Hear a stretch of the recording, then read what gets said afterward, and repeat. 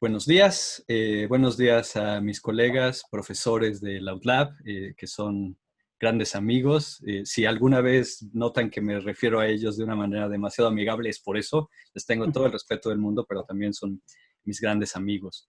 Y entonces, la plática del día de hoy, o el webinar del día de hoy, tiene como tema principal el estudio de los virus.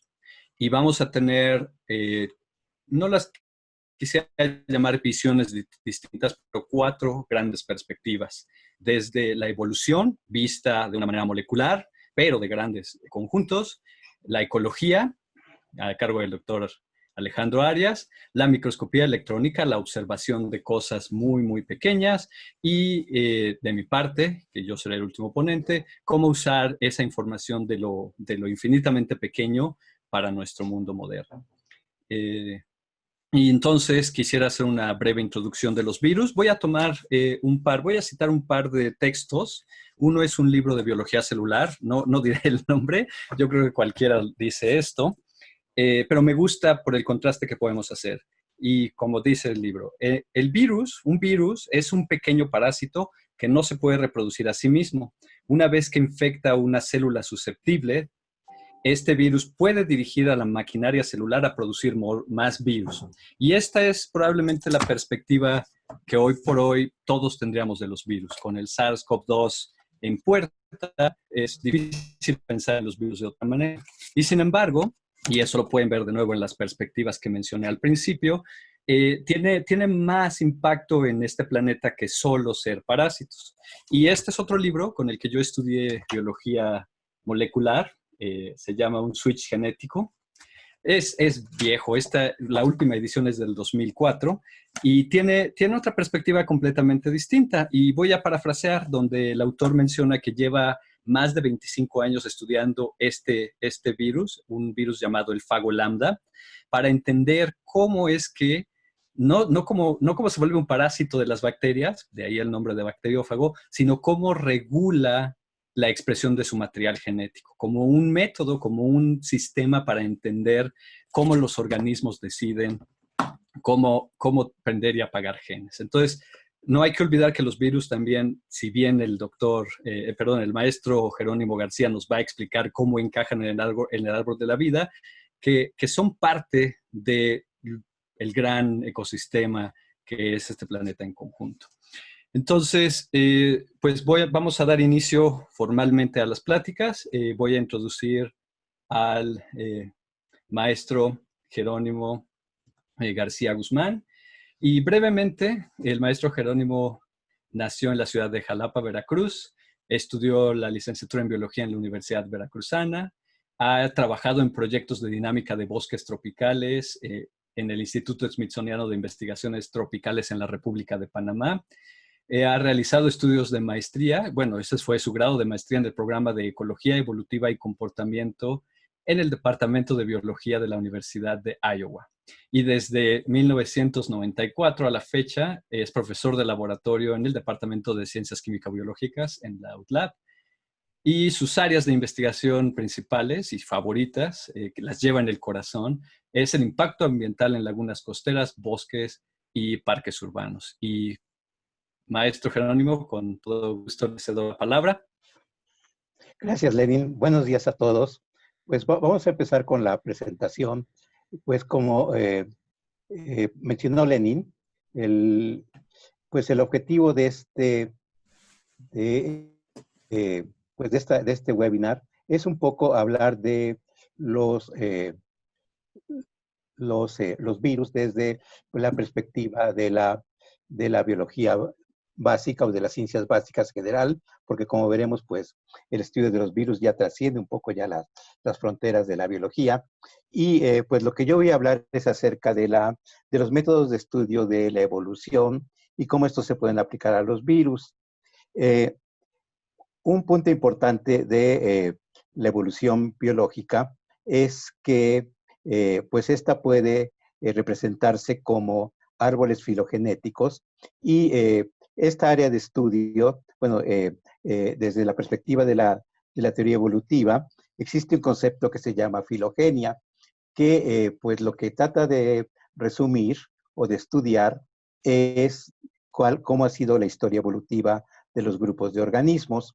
Y esto se ha hecho desde, pues, antes incluso de que se entendiera el concepto de la evolución. Ya se hacían ciertas clasificaciones de los organismos vivos, y en la actualidad la biología moderna trata de que las clasificaciones de los organismos vivos reflejen esta historia evolutiva. El diagrama que estoy presentando aquí es un típico de estos árboles filogenéticos, pero quise presentarlo de esta forma porque podemos ver aquí que pues este tipo de información puede tener utilidad.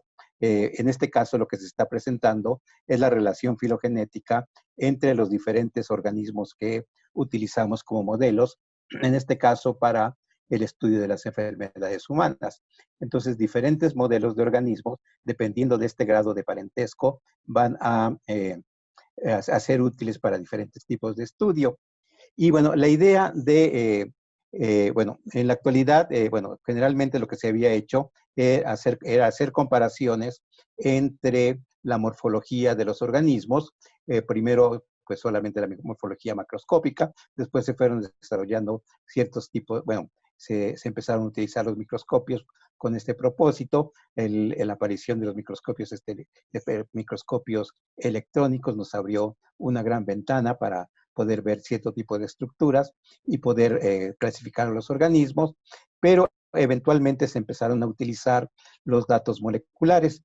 Y esto pues fue una gran revolución en la biología, quizás una revolución que ha pasado un poco inadvertida, pues sabemos muchas cosas acerca de la biología molecular, los organismos transgénicos, el genoma humano, pero pues este tipo de metodología lo que hace es ver cómo es la estructura de estas moléculas biológicas, y también ha tenido un gran impacto en el estudio de la filogenia de los organismos.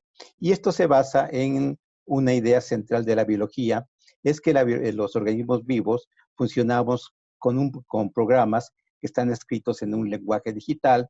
Este lenguaje digital nosotros lo podemos después pasar a otro un lenguaje que ya es un lenguaje funcional, y pues existen ciertas moléculas que son capaces de portar la información. Pues las moléculas básicas son los ácidos nucleicos, el ARN y el ADN, que tienen una cierta estructura que les permite tanto guardar información. Esto se puede hacer porque están formados por unidades intercambiables que pueden cambiar en su secuencia, que finalmente va a ser lo que determine la información. Y también estas moléculas tienen la capacidad de autocopiarse. Una vez que se separan, tienen una forma específica de unirse para poder autocopiarse. Y pues esto se ha representado en este tipo de diagrama, que pues se le ha llamado el dogma central de la biología molecular, que pues la palabra dogma pues parece que no fue muy apropiada, porque como veremos en un momento, pues este diagrama pues ha sido modificado al ir estudiando los virus. Lo que se está representándose aquí, es cómo pues la información que está contenida en las moléculas se puede ir procesando para finalmente llegar a, pues a tener una estructura funcional, que son las proteínas. Y pues tenemos el ADN, que se puede copiar a sí mismo, se puede transcribir a una molécula de ácido nucleico diferente, el RNA, y después se traduce usando un cierto código en proteínas, que son unidades funcionales que van a determinar el funcionamiento de las células. Este descubrimiento pues se fue haciendo a partir de la segunda mitad del siglo pasado, y fue como un gran avance en la biología, que permitió unir diferentes áreas de la biología que se habían desarrollado independientemente, como pues la genética y finalmente la bioquímica. Y pues mediante este tipo de, bueno, mediante este entendimiento se llegó a entender cómo los organismos vivos funcionan. Todavía hay muchas preguntas al respecto, pero esta idea fue algo central que permitió poder entender cómo es que los organismos funcionan. Lo que estoy proyectando aquí es la secuencia de un de una molécula que es una proteína, que es el citocromo C, una proteína muy importante para el metabolismo celular, y se está comparando entre tres tipos de organismos, el humano, el mono rhesus y el caballo, y cada una de estas siglas que vemos ahí está indicando un diferente aminoácidos, que son las unidades de las que están formando las proteínas. Este tipo de estudios fue los primeros que se pudieron hacer. Antes era muy difícil secuenciar las moléculas biológicas. Posteriormente ya se pensó hacer con los ácidos nucleicos. Antes era muy caro, ahora pues se puede hacer mucho más rápidamente. Y pues lo que quiero que noten aquí es que si están marcados aquí los sitios donde hay diferencias entre los aminoácidos entre estos tres grupos. Como ven, hay muchas más diferencias entre el caballo que con el mono rhesus. La única diferencia que podemos ver entre el mono rhesus es este aminoácido, isoleucina, que está presente de esta forma en los humanos, y es una treonina en los mono rhesus y el caballo. Entonces, con esta información, lo que se hace rutinariamente es construir este tipo de árboles filogenéticos se les llama, y pues aquí pongo este diagrama. Este sería, pues obviamente, este árbol filogenético sería el que se apoya más con los datos que vimos anteriormente.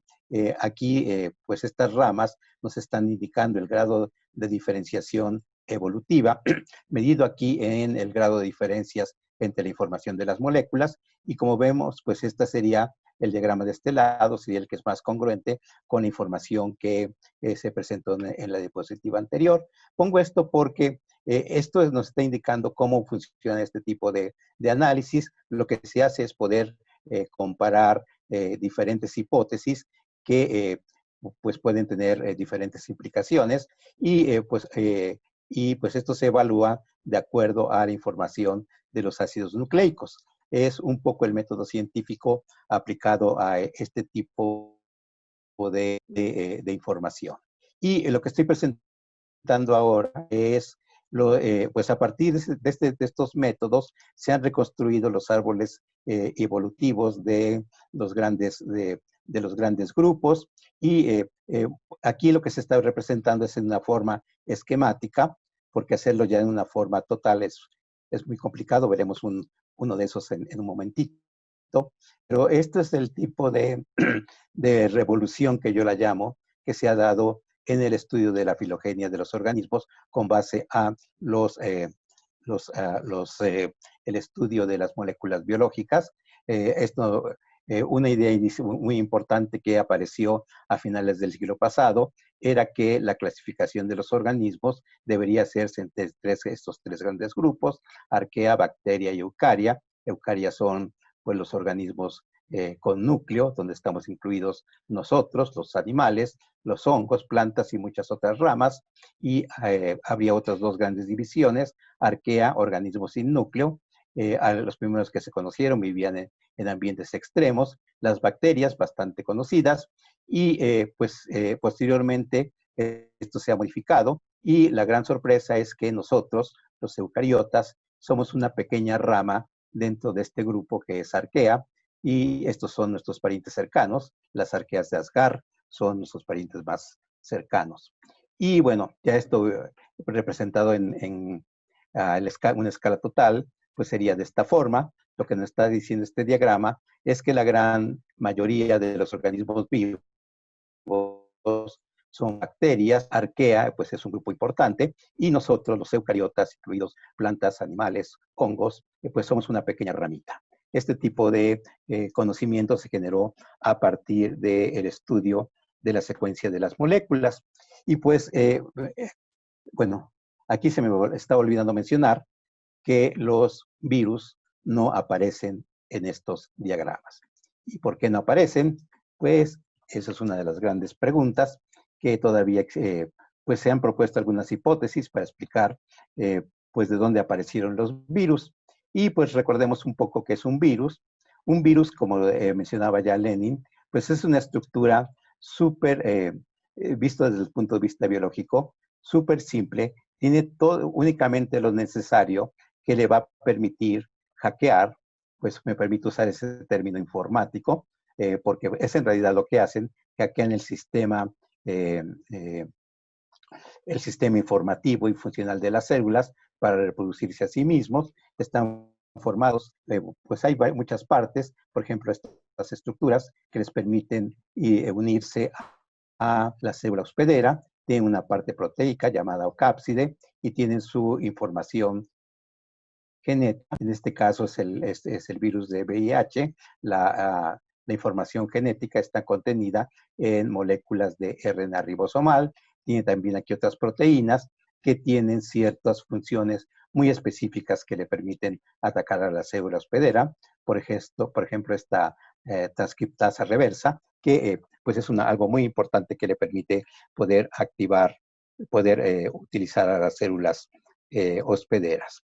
Y estas son las tres hipótesis que se han presentado para explicar el origen de los virus. La primera hipótesis se llama los virus primero, que dice que pues, los virus fueron las primeras formas de organización y existían como moléculas autorreplicantes y posteriormente, cuando aparecieron las células, pasaron a utilizar a las células para poder replicarse. Una segunda hipótesis nos dice que los virus se originaron a partir de pues organismos parásitos intracelulares que fueron haciéndose cada vez más sencillos hasta llegar a una estructura como los virus actuales. La tercera hipótesis, que aparentemente pues, es la más aceptada en la actualidad, es que los virus son en realidad partes de los genomas de los diferentes organismos que se han independizado y que ahora pues solamente pueden escapar de la célula, transmitirte a otras células entre diferentes individuos de una especie y parasitar su sistema informativo y funcional. ¿Y por qué se piensa esto? Pues esto es, tenemos en nuestro genoma algunas partes, secuencias que se les llama retrotransposones, que son muy similares a las moléculas informativas que tienen pues los retrovirus, incluido el virus del VIH. Y lo que hacen estos virus es, pues, primero identificar a la célula mediante estas estructuras y después penetrar a las células y aquí provocar que la célula produzca a partir de una molécula de ADN, una molécula de ADN que después se va a integrar al genoma de la célula y va a controlar ahora ya la función de la célula para que produzca otro tipo produzca más virus de este tipo. Y pues decía yo que hay algunos componentes de nuestro genoma, se habla de hasta más del 40% de nuestro genoma, que está compuesto por secuencias que tienen este tipo de funciones. Y Jerónimo, pues, perdón que te interrumpa, tenemos solo un minuto más. ok, entonces voy rápido. Entonces, pues se piensa que los virus se originaron a partir de este tipo de estructuras, se les llama estructuras egoístas, y pues, ¿por qué se piensa esto? Porque pues hay algunos marcadores genéticos, algunos virus, perdón, algunos genes que están presentes en diferentes tipos de estructuras, algunos de ellos como los plásmidos, que son estructuras que pueden penetrar a las células de las bacterias, en algunos casos les dan la resistencia a los antibióticos, y pues se piensa que este fue el tipo de organismos que dieron origen el tipo de sistemas evolutivos que dieron origen a los virus. Pero los virus también los podemos ya clasificar como ramas independientes con cierta filogenia. Por ejemplo, aquí está el grupo de los coronavirus. Lo que es importante aquí es ver es que muchos de estos virus son específicos de ciertos tipos de hospederos. Ahí, por ejemplo, los coronavirus, pues bueno, el tipo de virus del SARS-CoV son específicos de los murciélagos.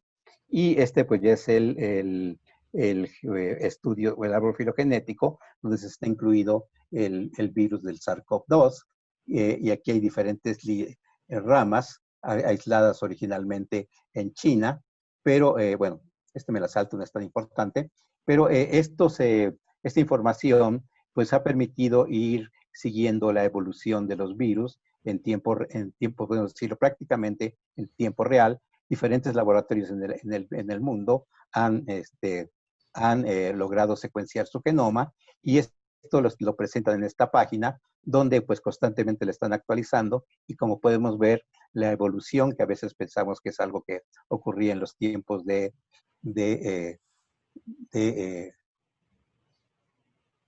ocurría en los tiempos de los dinosaurios, es algo que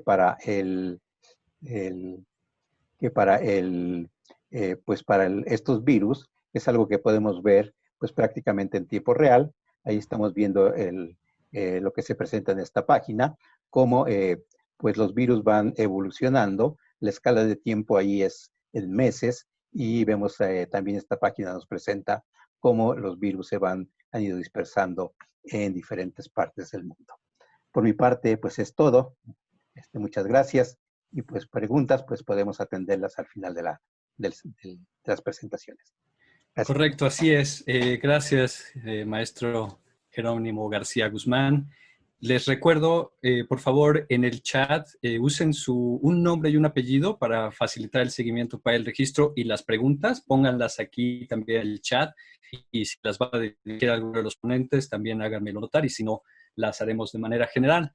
A continuación, el doctor y maestro en ecología marina Alejandro Arias del Razo, que obtuvo sus grados en el Centro de Investigación Científica y Educación Superior de Ensenada, en Baja California.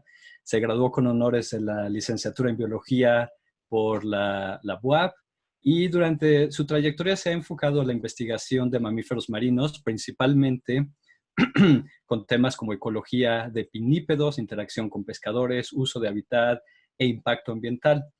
Además, se interesa por la ecología terrestre y la biología de la conservación. En sus distintos proyectos ha desarrollado una afición por la fotografía, que por favor algún día tienen que ver sus fotos, es muy bueno. Y tiene pasión y talento por ello, lo que lo ha hecho acreedor de 3 portadas en publicaciones como el Marine Mammal Science y el Journal of Heredity. Y actualmente, pues como yo, orgullosamente profesores de LautLab. Alejandro, por favor. Pues, Lenin, ya pueden ver mi presentación, ¿verdad? Me parece que no. A ver. A ver si no lo vuelvo a compartir. Ya la vemos. ¿Ya la ven? Perfecto, Okay, perdóname. ya la había parado, lo voy otra vez. Sí. Ok, ¿listo? Listos. Ok, bueno, gracias a todos por estar aquí. Yo les quería hablar un poco más de la parte de los virus que tiene que ver con la zoonosis, que ahorita les explico bien qué es, y su manejo su relación con el manejo de los recursos naturales. Entonces, empezando, el concepto de zoonosis se refiere básicamente a la transferencia de patógenos que se da entre distintas especies animales. Puede ser de animal entre diferentes grupos de animales, pero también de animales a humanos y viceversa, ¿no? Y no solamente está limitado a virus, sino que también podemos hablar de bacterias e incluso parásitos, ¿no? Ejemplos de enfermedades de origen zoonótico son, por ejemplo, la rabia, que es originada por un virus, la leptospirosis, que es originada por una bacteria, toxoplasmosis, que es originada por un parásito, etcétera. Ya el doctor Jerónimo nos hizo el favor de explicarnos muy bien cómo se da la evolución de los virus, y algo importante que hay que entender es que al ser los virus parásitos obligados, tienden a evolucionar a la par de sus hospederos naturales, ¿no? Entonces, llega a un punto en que esta adaptación es tan cercana que los virus dejan de ser patógenos hacia sus hospederos naturales. Esto quiere decir que no les producen enfermedades. Eso también es algo que complica un poco más su estudio, ya que si no vemos padecimientos, es más difícil saber que hay un virus en ese lugar, ¿no?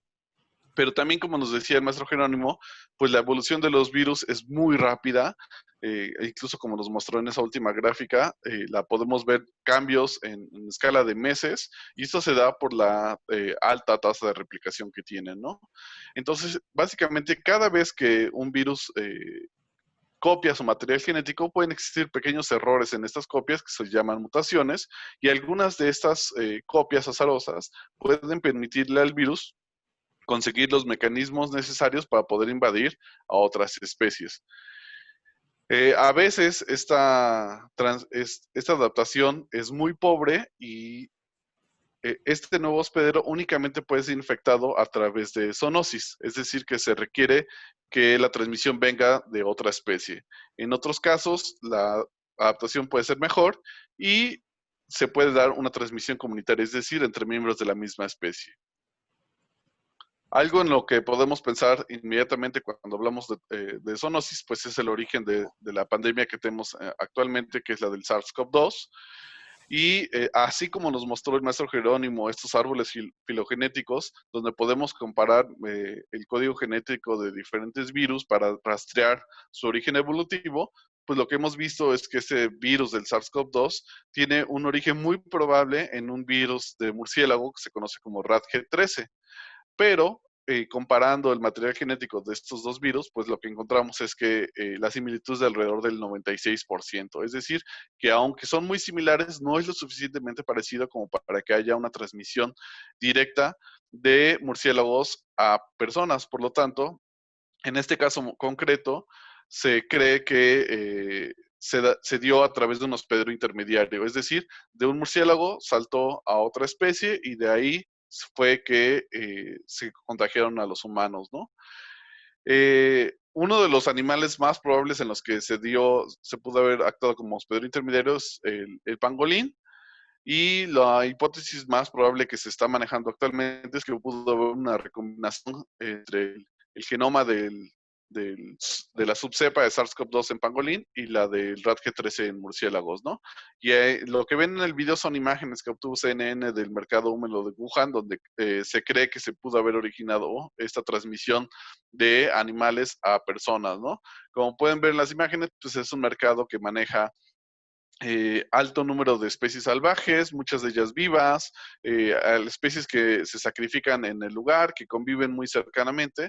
Entonces estamos hablando de que es un lugar idóneo para que se dé esta zoonosis, porque es un punto donde especies que normalmente no se encontrarían en el medio natural lo hacen, y además lo hacen de manera muy cercana. Como pueden ver, incluso muchas veces apilan jaulas una encima de otras, y esto hace que los fluidos del animal que está en la parte superior pues caigan sobre el animal que está en jaulas más abajo, y bueno, eso facilita mucho la transmisión de virus, ¿no? Entonces, bueno, hablando un poquito en concreto de los coronavirus, existen cientos, miles de coronavirus, pero solo conocemos 7 de ellos que se transmiten a los humanos. Se conocen desde mediados del siglo XX. La mayoría de ellos habían sido bastante inocuos. Muchos de ellos solo afectaban a personas que tenían problemas inmunitarios y les producían síntomas parecidos a los de una gripe, ¿no? Fue hasta el 2003 que se originó los primeros de estos virus que producen síndromes respiratorios agudos, que sería el SARS-CoV, seguido del MERS-CoV y ahora el SARS-CoV-2. Todos ellos sabemos que tienen un origen evolutivo en los murciélagos y que llegaron a nosotros a través de hospederos intermediarios, ¿no? Entonces, bueno, ¿cómo es que aquí hay una cosa que nos podemos preguntar es, entonces, ¿cómo es que se dio este contacto con esos animales que permitió la transmisión hacia las personas, ¿no? Bueno, una de las cosas que hay que recordar es que estos murciélagos, pues son consumidos en el sureste asiático y también en partes de África, y también el guano, que es una fuente importante de virus, se usa también como en la medicina tradicional. Entonces, estamos hablando de que son animales que son capturados, trasladados y vendidos en mercados donde también entran en contacto con otras especies, ¿no? Entonces, aquí sí hay algo importante que me gustaría señalar, porque muchas veces entonces surge la pregunta de si tendríamos que tenerle miedo a los murciélagos. Si es culpa de los murciélagos que nos están transmitiendo estos virus o qué es lo que está sucediendo, ¿no? Y yo, haciendo esta investigación, encontré una cita en uno de estos artículos de Wilbert y colaboradores que me gustaría leerles textualmente, y dice: los patógenos han coevolucionado con los murciélagos y circulado entre ellos por miles e incluso millones de años, por lo que fue hasta hace poco, cuando cuando las poblaciones humanas invadieron sus ecosistemas, que estos agentes infecciosos comenzaron a infectar nuevas especies. Es decir, si sabemos que estos coronavirus han existido durante miles o millones de años en la naturaleza, ¿por qué es que hasta años recientes fue que empezamos a entrar en contacto con ellos, ¿no? Entonces, más bien, no tiene que ver con los murciélagos, sino tiene que ver con nuestro comportamiento. Y es uno de los puntos que quería abordar en esa presentación. Como les decía, pues muchas veces este campo de los virus zoonóticos es algo que se empezó a abordar hasta años más recientes, pero de lo que sabemos que alrededor del 11% de los mamíferos terrestres contienen virus zoonóticos. Entendiendo virus zoonóticos como virus que pueden ser transmitidos a las personas, ¿no? Aquí, muy rápido, los grupos que contienen la mayor cantidad de estos virus zoonóticos también son los grupos de mamíferos más abundantes. Entonces, aunque podemos decir que la mayor cantidad de virus zoonóticos los vamos a encontrar en roedores y murciélagos, hay que también aclarar que estos son los grupos de mamíferos que tienen mayor número de especies, ¿no? Pero el punto más importante que me gustaría señalarles es que básicamente cuando hacemos explotación de vida salvaje, ya sea mediante la caza o el tráfico, pues estamos incrementando nuestras posibilidades de zoonosis porque estamos entrando en un contacto más cercano con todas estas especies. Otro de los aspectos que es muy importante para aumentar el riesgo de zoonosis va a ser la pérdida de hábitat, ¿no?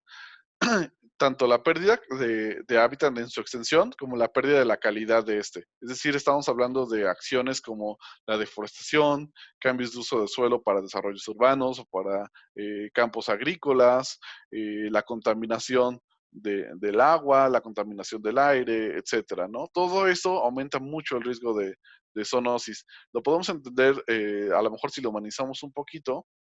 Imagínense a una persona que tiene una vida pues regular, pero de repente tiene muchos infortunios y pierde su casa y se convierte en una persona en situación de calle. Pues básicamente, al ya no tener refugio, al perder la calidad de su alimentación, es natural que pensemos que va a empezar a desarrollar más enfermedades, ¿no? Pues lo mismo ocurre con los animales cuando se deteriora o se pierde su hábitat, ¿no? Entonces, este estudio de Johnson y colaboradores de este año lo que encontró es que existe básicamente el doble de virus zoonóticos en especies que están amenazadas por pérdida de hábitat, ¿no? Y bueno, otra de las cuestiones importantes es la defaunación. Y con defaunación es un concepto que se refiere a la pérdida de los grandes animales que viven en los ecosistemas, ¿no? Por ejemplo, incluso en lugares que nosotros podríamos considerar como bien conservados, como es el volcán La Malinche, el Popocatépetl, y todos estos bosques, aunque la vegetación natural está ahí, las cosas que hemos perdido son a los grandes animales, ¿no? Ya no tenemos pumas, difícilmente podemos ver venados. Bueno, entonces lo que ocurre cuando se pierden a estos grandes animales es que todo el ecosistema se empieza a deteriorar. En este experimento que hicieron Young y colaboradores, fue que construyeron un encierro en Kenia con una cerca electrificada, lo que permitió que en un lugar bien conservado podríamos tener animales fuera de la cerca y los grandes animales quedaban excluidos del interior de la cerca, ¿no? Lo que encontraron tras un año de exclusión fue que la cantidad de roedores prácticamente se duplicó y, más importante, la cantidad de pulgas infectadas con con un género de bacteria que se llama Bartonella, que puso alrededor de 7 enfermedades, prácticamente se triplicó. Y después enviaron más muestras de estas pulgas al Centro de Control de Enfermedades de Estados Unidos y se encontraron muchas más enfermedades que contenía, ¿no? Entonces, básicamente, esto nos dice que cuando perdemos a los grandes animales de un ecosistema, el riesgo de zoonosis se dispara también. Algo también importante es, como les decía, muchas veces los virus evolucionan a la par de sus hospederos naturales. Entonces, cuando nosotros tenemos un contacto muy cercano con estos hospederos naturales, pues también es entendible que también estos animales domésticos contengan mayor cantidad de estos virus. Entonces, aunque los animales salvajes tienen gran cantidad de virus zoonóticos, pues la mayor cantidad de virus zoonóticos en realidad están en los animales domésticos, ¿no? Hablemos de cerdos, vacas, caballos, perros, gatos, etcétera. En comparación, por ejemplo, los cerdos y las vacas tienen alrededor de 31 virus zoonóticos, y los animales salvajes que tienen mayor cantidad de virus zoonóticos son el ratón doméstico con 16 y la rata negra con 14, ¿no? Pero esto se puede combinar también con el riesgo de virus zoonóticos en vida salvaje en prácticas como es el ganado libre, ¿no? Donde los animales como vacas o cabras entran en contacto cercano con la vida salvaje, ¿no? Algo también que tenemos que tomar en cuenta es el uso excesivo de antivirales y antibióticos que se da en animales domésticos. Es algo que si quieren lo podemos abordar después en las preguntas. Ya casi para terminar, algo también que tenemos que tomar muy en cuenta es que el cambio climático nos está alterando los patrones de temperatura y precipitación alrededor del mundo. Lo que sucede con esto es lo mismo que habíamos dicho sobre la pérdida de calidad de hábitat, ¿no? Los animales están habituados a cierto rango de temperatura, a cierto patrón de precipitación. Cuando estos cambian debido a cambio climático, pues la calidad del hábitat se deteriora y es natural entonces que volvamos a tener animales que tienen estrés que les produce una debilidad en su sistema inmunológico y aumenta la cantidad de virus zoonóticos potenciales. Y bueno, ya para terminar, aquí les muestro una gráfica donde muestra el número global de brotes de enfermedades infecciosas del 1980 al año 2000. En color naranja oscuro son las enfermedades infecciosas que son específicas para humanos, pero en color más claro están las que provienen de fuentes zoonóticas, es decir, enfermedades que vienen de otras especies. Y como pueden ver, no solo el número de brotes de enfermedades se ha aumentado muy importante en esas décadas, sino que también la cantidad de ellas que viene de fuentes zoonóticas lo ha hecho, y ahora más de la mitad de los virus, de los brotes infecciosos provienen de fuentes zoonóticas. Entonces, ya para concluir, pues tenemos que tanto virus como bacterias pueden saltar entre enfermedades cuando especies entran en contacto cercano, y a esto le llamamos zoonosis. Y hay prácticas como es el tráfico de especies, la cacería, la deforestación, la agricultura, la ganadería, contaminación, cambio climático. Todo eso nos aumenta las probabilidades de que ocurran estos eventos zoonóticos. Y pues básicamente eso significa que las personas entran en contacto con patógenos a los que nunca habían estado en contacto previamente, y nuestro sistema inmune no contiene defensa alguna contra ellos y nos hace muy susceptibles a estas enfermedades, ¿no? Entonces, si no queremos vivir pandemia tras pandemia, si queremos volver a salir, si queremos volver a nuestra rutina de antes, pues tenemos que cambiar nuestro manejo de la naturaleza. Y eso es todo. Gracias. Muchas gracias, Alejandro. Es un placer siempre ver tus pláticas. Y ya tenemos varias preguntas, como mencioné al principio, y repito, vamos a hacerlo, vamos a pasarlas a los diferentes ponentes al final. Por lo pronto, quiero presentar a mi colega, el doctor Felipe Córdoba Lozano, doctor en química con especialidad en química molecular y estructural por la Université Joseph Cuvier en Grenoble, en Francia, maestro en ciencias con especialidad en ingeniería química por la UTLAB. Y bueno, tiene un repertorio fascinante. Trabaja en la realización de proyectos que utilicen nanomateriales en una dimensión, donde se incluyen nanofibras, nanotubos, nanoalambres para procesos de fotocatálisis, y de manera muy relevante ha realizado estancias de investigación en el Brigham Young University en Utah y en The Universities of Texas en San Antonio, donde trabajó con Miguel José Yacamán, precisamente realizando estudios de microscopía electrónica, el cual es el tema del que nos va a hablar ahora. Por favor, Felipe, adelante. Hola, muy buen día a todos. Es un gusto estar aquí participando en este webinar. Voy a comenzar compartiendo mi pantalla. Y antes de comenzar con el tema de hoy, que es sobre la microscopía electrónica de barrido y transmisión, quiero agradecer a la Dirección de Comunicación ahí de la UTLAB, a la maestra Marisol Obando, obviamente a las autoridades de la UTLAB, por la realización de estos eventos, ¿no? Porque en esta etapa en donde estamos confinados, yo creo que es una etapa de grandes oportunidades, en donde pues obviamente podemos estar difundiendo de manera global lo que hacemos como investigación, los conocimientos que hemos aprendido. Y yo creo que este tipo de iniciativas, este tipo de webinars, pues dan un realce, ¿no?, a lo que es la educación o la forma de educar a las nuevas generaciones, ¿no?, es la educación online. Bien, ya tienen mi presentación, entonces voy a comenzar con lo que es la microscopía de barrido electrónico. Entonces, les voy a hablar acerca de lo que hemos desarrollado ahí en la universidad y de cómo debemos tratar al coronavirus. Un poco de historia. Esta técnica de los microscopios electrónicos se desarrolla más o menos en los años 30 del siglo pasado, cuando Ernest Ruska, trabajando en su proyecto de tesis con su mentor, el doctor Max Nobel, desarrollaron el primer microscopio electrónico.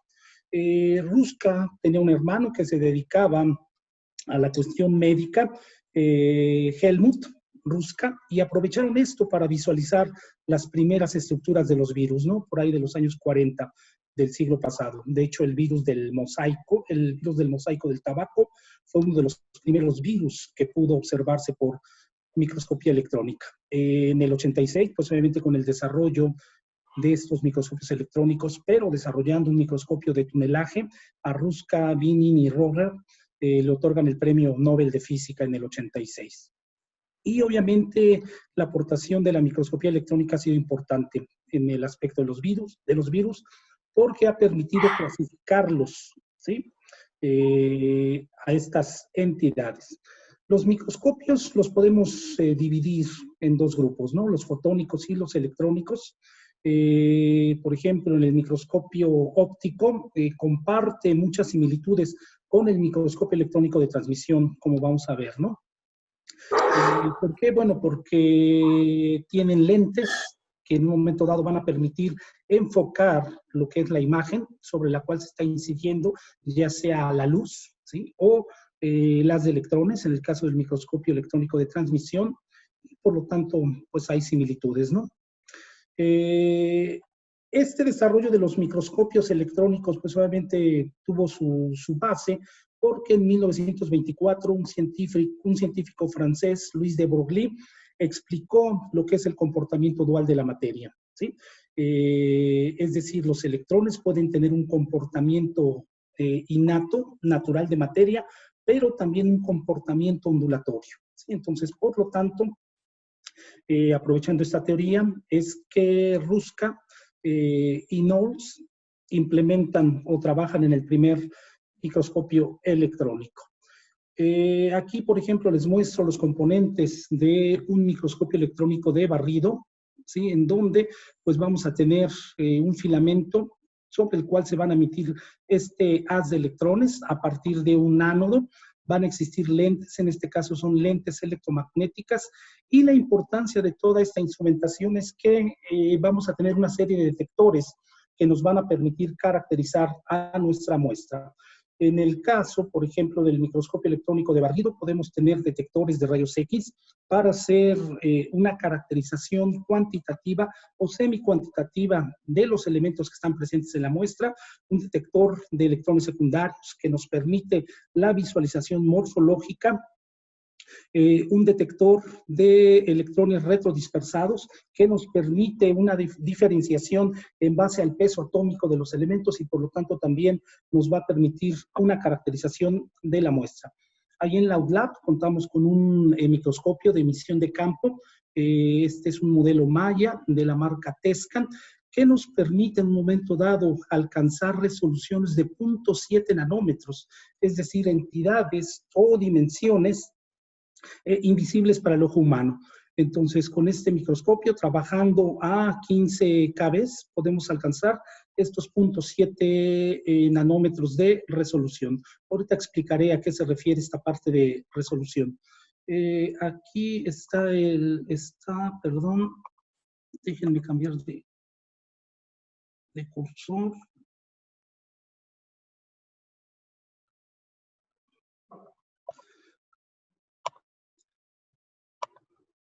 Aquí está un video que nos muestra cómo trabaja este equipo.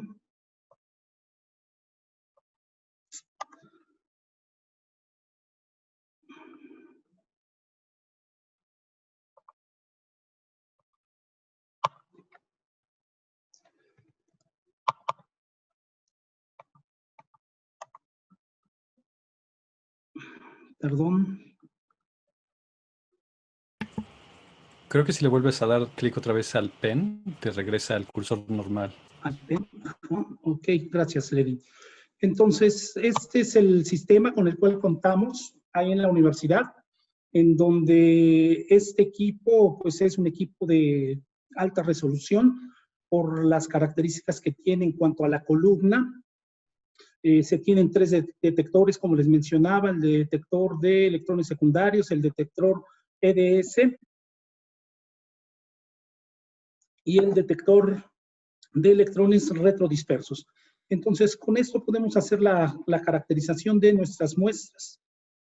Y con este sistema, pues hemos podido obtener micrografías, ¿no? Tanto de entidades biológicas, como el caso de algunos insectos, algunas entidades como foraminíferos, estas son del maestro Jerónimo, algunas bacterias, y aquí lo importante no es la dimensión de los objetos en el caso de las bacterias, que obviamente pueden tener dimensiones de 100 veces más con respecto a los virus.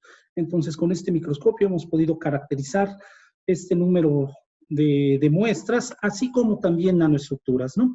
Aquí, por ejemplo, son nanoestructuras de plata, ¿sí? Que tienen diferente morfología, en donde, pues, obviamente, en la síntesis uno hace o uno prepara estas nanopartículas, nanoestructuras, uno obtiene una solución de estas partículas dispersas, pero uno no logra, ¿no?, identificar qué es lo que uno tiene en la síntesis. Entonces, ya cuando uno trabaja con ese tipo de sistemas de microscopios electrónicos, uno puede ir viendo, ¿no?, el progreso de la síntesis y determinar la morfología en el caso de las nanoestructuras. Entonces, hemos podido, todas estas síntesis las hemos llevado ahí en el laboratorio de nanotecnología de la UDLAB, y pues hemos podido caracterizar y determinar qué es lo que estamos obteniendo en nuestra síntesis. Esta imagen o micrografía que se encuentra a la derecha es de un vidrio conductor, es decir, está cubierto ese vidrio con partículas de dióxido de estaño, y obviamente estas han sido dopadas con flúor, ¿no? Pero pues se muestra una característica de la película que hace conductora a esta superficie. Aquí, por ejemplo, tenemos más imágenes en donde a simple vista, estos son catalizadores de oro sobre nanofibras de dióxido de titanio. Entonces, en la micrografía de la derecha inferior, pues observan pequeños puntos, ¿no?, que poseen tamaños más o menos de 8 o 9 nanómetros. ¿Sí? Esas están depositadas por un método químico. El caso, por ejemplo, de los absorbentes, también se pueden caracterizar perfectamente. Esto es carbón activado, y se pueden observar lo que son los poros de estas estructuras, ¿sí? Cuando, por ejemplo, a estos poros se les coloca material magnético, estos son materiales magnéticos absorbentes, pues se puede ver, ¿no?, que estos poros prácticamente han sido bloqueados por partículas también de un tamaño nanométrico. La ventaja del equipo que tenemos es que se puede trabajar en un modo que simula a lo que es la microscopía electrónica de transmisión, conocida en este caso como modo STEM, es otro detector que tenemos ahí en el equipo y que nos permite, ¿no?, analizar muestras, en este caso muestras biológicas. Les comentaba el detector EDS que nos permite obtener lo que es la composición de la muestra que estamos analizando. Y en la parte inferior izquierda está el modo de electrones retrodispersados que en base a la diferente composición pues podemos saber, ¿no? En dónde están distribuidos, por ejemplo, átomos pesados sobre nuestra muestra. Entonces, aquí pues vamos a hablar un poquito de lo nano, ¿sí? Ya mencionaba las similitudes de los microscopios electrónicos de transmisión con respecto a los ópticos, en donde pues se tiene una fuente de emisión principalmente, lentes oculares, y en el caso de los microscopios electrónicos, pues obviamente lentes electromagnéticas que nos van a poder permitir en un momento dado obtener la focalización de nuestra muestra. Las diferencias pues son importantes. Primeramente la fuente de iluminación. En el óptico está un haz de fotones, en el electrónico está un haz de electrones. Esto indica que la resolución pues obviamente cambia mucho, ¿no? En el caso de los microscopios electrónicos, la resolución puede ser hasta de 0.2 nanómetros. Entonces son diferencias importantes. En el 2016 hicimos una visita ahí a la Universidad de Texas en San Antonio, en donde pues aprendimos esta cuestión de la microscopía electrónica. Trabajamos, por ejemplo, con este microscopio de ultra alta resolución. Obviamente ahí da imágenes en donde podemos observar ya de manera directa a los átomos. ¿Por qué utilizar electrones en vez de fotones? Pues simple y sencillamente porque esto nos va a poder ayudar a obtener una mejor resolución, ¿sí? El ojo humano, por ejemplo, ¿o a qué se refiere la resolución? Es la capacidad de observar con claridad dos objetos extremadamente cercanos, ¿sí? Entonces, por ejemplo, el ojo humano, su poder de resolución está básicamente en la décima de 1 milímetro. Esto más o menos serían 100 micrómetros. Esto sería aproximadamente 100.000 nanómetros, que es básicamente el ancho, ¿no?, de un cabello humano. Entonces, en eso está el poder de resolución de observar o de trabajar con lo que son los electrones. Con el óptico, con el microscopio óptico, pues podemos ver este tipo de entidades. Por ejemplo, aquí la imagen inferior izquierda es la célula de una cebolla, que obviamente la observamos con este microscopio óptico. Esto no lo podríamos ver a simple vista porque obviamente hay aumentos, ¿no?, que permiten observar ese tipo de estructuras. Con el óptico podríamos ver, no sé, entidades que están alrededor de las 10 micras, ¿sí? Se pueden alcanzar, por ejemplo, con el óptico, aumentos hasta de 2000, ¿sí?, aumentos con ese tipo de instrumentación. Entonces tenemos ahí una limitante para analizar los virus, ¿no? ¿Por qué? Porque como ya lo mencionaba el maestro Jerónimo, los virus, su tamaño va del orden de los 10 hasta los 300 nanómetros, ¿no? Entonces, dependiendo de la naturaleza de los virus, entonces, pues va a ser el tamaño de los mismos. Los bacteriófagos, por ejemplo, son virus que son de los más pequeños, ¿no? Entonces, aquí se muestra un bacteriófago sobre una bacteria. Entonces, el coronavirus, dependiendo del tipo, pues va a alcanzar dimensiones de los 150, 120 nanómetros, el cual pues obviamente no puede ser analizable por un microscopio óptico. Mencionaba, sí, algunas aportaciones importantes también de la microscopía electrónica de transmisión, pues ha sido en la clasificación de los virus, en definir morfologías de estos virus. Aquí, por ejemplo, podemos mencionar el caso de la viruela y de la varicela, que tienen obviamente estructuras diferentes. Esto concierne a la clasificación de los virus, ¿sí?, por microscopía electrónica de transmisión, que se han clasificado como complejos, cilíndricos y poliédricos. Este es el virus, por ejemplo, del tabaco, que tiene una estructura cilíndrica y que obviamente afecta lo que es la forma, ¿sí?, la estructura de las hojas de tabaco principalmente. En este caso, la infección, por ejemplo, causa lo que es manchas de coloración y esto pues es debido a este virus. Por microscopía de transmisión, por lo tanto, podemos ver entidades muy pequeñas. Estas son imágenes obtenidas con el microscopio electrónico de transmisión, nanotubos de carbono a la izquierda, en el centro. Estas son nanopartículas de plata soportadas sobre dióxido de titanio, y a la derecha tienen ustedes que son estructuras de plata, ¿no? De nanopartículas de plata. Hemos, por ejemplo, también depositado lo que son nanopartículas de paladio sobre alúmina, ¿sí? Y esta es una muestra de carbón activado, en donde se han depositado materiales magnéticos, la que está a la izquierda. Felipe, ya se nos acaba el tiempo. ¿Podrías Sí, apurar un poquito? Gracias. sí.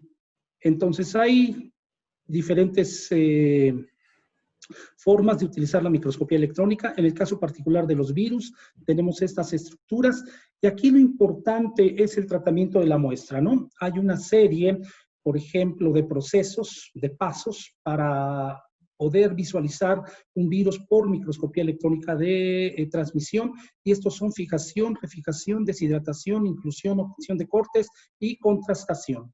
Entonces, aquí hay algunas imágenes también con respecto a cómo se debe llevar a cabo el procesamiento de la muestra, en donde en la fijación, pues básicamente lo que se trata es de mantener las estructuras de estas entidades biológicas sin ningún cambio.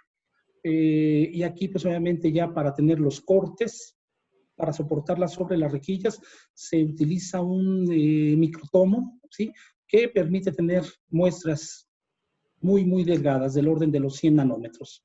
Y con esto se pueden observar ya lo que son estas micrografías, en donde pues obviamente podemos tener aquí a los coronavirus invadiendo lo que son células biológicas, ¿sí? Organismos biológicos. Entonces, esto es lo que les quería compartir, y las conclusiones es de que pues el microscopio electrónico de transmisión proporciona una vasta información,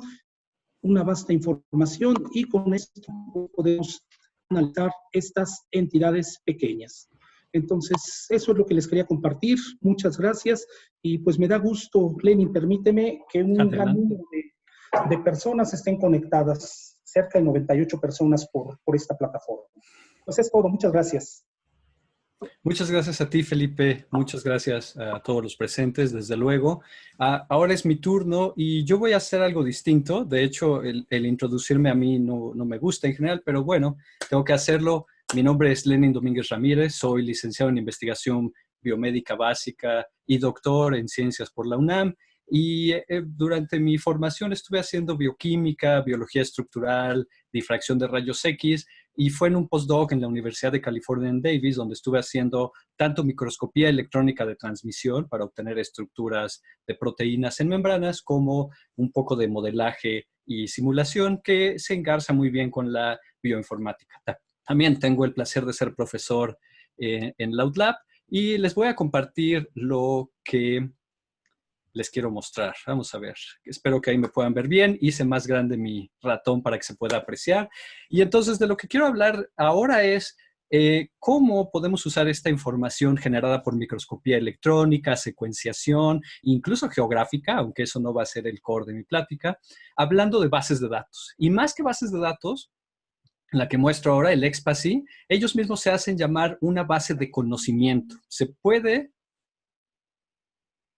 puede leer la información que está aquí, pero si no se tiene formación bioquímica, biología celular, biología molecular, no va a ser tan relevante. Sin embargo, da acceso a esa información. Las secuencias que mostró el maestro Jerónimo, aquí estarían. Hay bases de datos dedicadas específicamente para virus patógenos, por ejemplo, y ahora enfatizando al coronavirus. Si quisiéramos estudiar otros virus patógenos, los herpesvirus, los flaviviridae, dentro de los que me parece que cae el Zika, no soy experto en virus, así que si cometo un error, discúlpenme, o incluso separados por virus de dengue, ébola, SARS, Zika, hepatitis, etc. Todas estas bases de datos son las dos primeras que les estoy mostrando corresponden a secuencias y funciones, pero hay bases de datos estructurales. Aquí muestro, por ejemplo, la que contiene usualmente estructuras determinadas por difracción de rayos X o incluso resonancia magnética nuclear, y ahora muy en boga de microscopía electrónica también. Todos ellos, dada la presente pandemia, tienen recursos muy específicos para estudiar el coronavirus.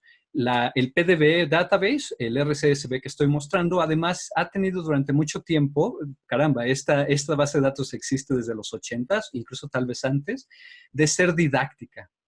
No solo es una base de datos ni de conocimiento, sino también tiene material para aprendizaje. Entonces es una base de datos muy, muy padre. Y ha pasado tanto tiempo de que la uso que a mí me llegaban las actualizaciones en CDs. A lo mejor hay una gran población dentro de aquí de los oyentes que no han visto jamás un CD, pues estos llegaban en el correo, no por Amazon, en el correo para la actualización. Y una base de datos ahora mucho más importante, en boga me atrevería a decir, es esta base de datos de densidades electrónicas, que contiene a grandes rasgos todo lo que se determina con microscopía electrónica.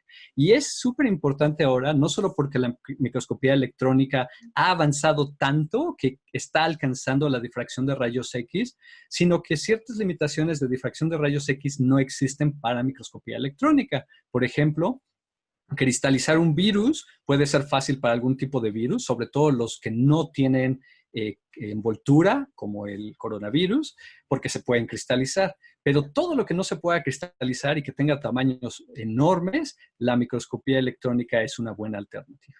Y antes de mostrarles esta información, cómo las visualizamos y cómo las usamos, también quiero mencionar bases de datos, por ejemplo, como esta del DruckBank. Yo siempre recomiendo como método de estudio en el aula que uno utilice este tipo de bases de datos. Por ejemplo, si usamos el nombre de algo que ha sido muy famoso estos días, de la cloroquina, y la buscamos en esta base de datos tiene no solo citas a material bibliográfico, sino además sigue una ética muy relevante actualmente. Vean esta nota aquí. Aunque había una autorización de emergencia por la FDA para el uso de este y otro fármaco para el tratamiento del COVID, eso se cambió. No hay buena base de datos que no se esté actualizando con frecuencia. Y eso en este DruckBank lo podemos ver justamente con este tipo de notas. Y bueno, pasando más allá de bases de datos, una de las herramientas que también estos días ha tenido mucho, bueno, no ha sonado, pero ha sido muy utilizada, es el software para realizar docking. Y el docking, brevemente, no tiene tanto que ver con la microscopía o con la cristalografía, sino es más bien un método de post-procesar esta información. Trata de usar algoritmos, diferentes tipos de algoritmos para tomar moléculas, la que sea, fármacos o no, y encontrar sitios en la proteína aquí mostrada en púrpura donde podrían encajar. Y no solo encontrar estas posiciones geométricas o tridimensionales, sino además estimar energías de interacción. Y aquí la premisa es, si encuentran el sitio catalítico, y esto es en general, y además tienen una alta energía de interacción, ese es un potencial inhibidor de esa enzima. ¿Sale? Es una premisa simple. Siempre la naturaleza es mucho más complicada que eso, pero ahí es un lugar donde empezar. Y entonces, si uno quiere empezar a utilizar estas bases de datos estructurales, pues hay muchas maneras. Y aquí les voy a mostrar principalmente estructuras determinadas a través de microscopía electrónica. Y esta que debe aparecer ahora en la pantalla, espero que la pueden ver, es el virus, una reconstrucción del virus de chikungunya. Estoy mostrándolo en un programa que es accesible a todo el mundo, es gratis y corre en todas plataformas. Y una vez que la información se tiene, obtenida de la microscopía electrónica, la podemos visualizar, por ejemplo, viendo aquí el equivalente a la espiga del coronavirus para el chikungunya, que también probablemente cumple la misma función. Reconoce la superficie de la célula de la que va a infectar y le permite anclarse. En este software no solo podemos visualizar los virus, sino además podemos literalmente ver dentro de ellos. Aquí podemos ver que en esta reconstrucción algo se detectó en el interior, que yo no sé mucho de la estructura del virus, más allá de la cápside, probablemente sea o el genoma o algunas de las proteínas que están envolviendo al genoma. Este es un ejemplo fabuloso. Este virus, hasta donde yo sé, no se ha obtenido estructura de sus proteínas por difracción de rayos X. Ahora les quiero mostrar otro ejemplo. Tengo aquí, voy a empezar con uno que debería volver a hablar al final. Y aquí les estoy mostrando una proteína que es la polimerasa reversa. Esta es la proteína que con el genoma de RNA del coronavirus lo lee y lo va a copiar a otra hebra de, lo va a copiar a una hebra de DNA para poder entonces tener material de dónde producir copias del RNA para producir sus proteínas. ¿Recuerdan el esquema del maestro Jerónimo, del dogma de la biología molecular? Esta proteína es central. Y de hecho, las polimerasas reversas fueron una de las primeras, bueno, fueron las proteínas que hicieron pues descartar un poco o no considerar al dogma tan importante, porque justamente hacen algo que en el dogma no estaba predicho, tomar el RNA y regresarlo a RNA. Para esta proteína sí se ha observado, más bien sí se han reconstruido coordenadas tridimensionales, y estas coordenadas tridimensionales tienen algo muy importante, y es que muestran el sitio donde donde se va a unir el genoma del virus y donde se hacen las copias, y eso permite, junto con el software que mencioné de docking, diseñar fármacos, diseñar moléculas que van a competir aquí en el sitio de unión por el RNA o en otros sitios y tratar de encontrar estos fármacos, ¿no? Y todo gracias a la posibilidad de obtener estas estructuras mediante microscopía electrónica. Claro, no es el único caso. Y de hecho, antes de que se me olvide, quiero mostrar una barra de escala. Ahí alcanzan a ver esa barra negra. Esta RNA polimerasa probablemente debe ser como de 100 Armstrongs o 10 nanómetros o 100 millones de veces o una fracción de la 100 millonésima de un metro. Realmente pequeños. Quiero mostrar, por último, y para poderles mostrar otras cosas, dos proteínas más. Bueno, de hecho voy a empezar por la que quería dejar al final.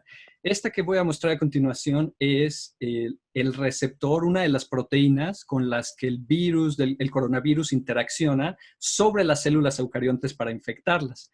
Y aquí lo estoy rotando, aquí a la derecha vemos déjenme buscar el nombre correcto, siempre lo confundo, es la enzima convertidora de angiotensina 2, que es un dímero y por eso tiene esa forma como de una persona levantando los brazos. Cada una es una proteína separada. Y aquí abajo tenemos una sección que se reconstruyó que parece tener esta curvatura. Y esta curvatura viene de que esta es una proteína de membrana, está embebida en las membranas de las células. Para hacer estos estudios de microscopía electrónica, hubo que usar detergentes, y en estos detergentes engloban esa región para volverlo soluble. Aquí podemos, con ayuda de las herramientas computacionales, incluso ocultar un poco esa sombra, esa estructura de los lípidos y poder observar la proteína directamente. Por eso enfatizo, la microscopía electrónica hoy por hoy ha hecho uno de los principales avances en las estructuras de proteínas, en particular de los virus. Y creo que voy bien de tiempo, pero no me voy a confiar. Y la última que les quiero mostrar aquí es justamente la espiga, también determinada con el uso de microscopía electrónica. Y aquí la vemos. Probablemente han visto la representación así, tal vez las dos. Aquí están con su región transmembranal. Esta región es la que estaría en la envoltura del virus y esta región superior es la que va a ir a reconocer a la proteína convertidora de angiotensina y ser reconocida por una proteasa en las células eucariontas y va a permitir que este virus infecte. Si uno quisiera correlacionar esta información con lo que nos presentó el maestro Jerónimo, es probable que sea alguna de estas proteínas. Es un trímero, eso no lo mencioné, aquí se ve esa simetría, que alguna de estas proteínas haya mutado en su paso por el pangolín al murciélago y que eso es lo que le haya permitido ahora poder infectar células de humano. Y de hecho muchos del diseño de fármacos, de la búsqueda de nuevas moléculas para tratar la enfermedad, están buscando medir las interacciones con este complejo. Y para acabar, quisiera también mostrarles otro uso de estos materiales. Y denme un momento. Este viene del análisis, no de la estructura determinada experimentalmente, sino del uso de esas coordenadas. Entonces, por ejemplo, aquí tenemos una de las proteasas, la MPRO, que también ha sido ahora muy utilizada, para determinar dónde se pueden estar uniendo los fármacos. Entonces, de hecho, voy a tener que cambiar de estructura porque tenía preparado ajá, aquí está, otra sesión de esto. Perdonen que me tarde. Sí, aquí está. Esta está un poco más bonita. Aquí se ve la proteína, aunque es un dímero, aquí solo vemos una unidad. Y acá está representado el cristal con un inhibidor. Y el análisis de las estructuras a mí me fascina. Aquí podemos ver que este inhibidor no solo es una molécula que se pega en esta proteasa, sino además tiene un enlace covalente. Entonces, ese tipo de observación de la química de las proteínas a través de la estructura puede ayudar muchísimo a diseñar inhibidores, muy buenos inhibidores, dado la fuerza de un enlace covalente que es inusitada biológicamente. Estos van a ser inhibidores increíbles porque una vez que la molécula se una covalentemente a la proteasa, no hay manera de liberarla. La búsqueda de inhibidores que no hagan eso, pues puede resultar en moléculas que sean mejores o peores, y muy pocas veces van a ser mejores. En general van a ser peores siempre que no puedan hacer este enlace. Además, también nos revela algo de la función. Esta es una proteasa y este residuo de cisteína es integral para la función.